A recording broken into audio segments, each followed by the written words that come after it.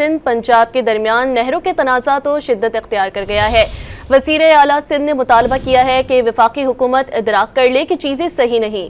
وزیر اعظم صاحب کو بھی نتائج کا معلوم ہے، انصاف سے کام لیں۔ مراد علی شاہ نے احتجاج کرنے والوں سے بھی شاہراہیں بند نہ کرنے کی اپیل کر دی۔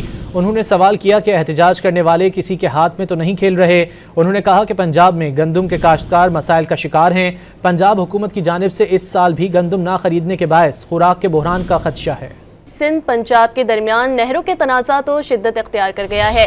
وزیر اعلیٰ سندھ نے مطالبہ کیا ہے کہ وفاقی حکومت ادراک کر لے کہ چیزیں صحیح نہیں۔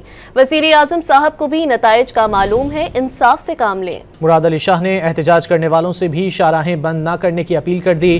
انہوں نے سوال کیا کہ احتجاج کرنے والے کسی کے ہاتھ میں تو نہیں کھیل رہے۔ انہوں نے کہا کہ پنجاب میں گندم کے کاشتکار مسائل کا شکار ہیں۔ پنجاب حکومت کی جانب سے اس سال بھی گندم نہ خریدنے کے باعث خوراک کے بحران کا خدشہ ہے۔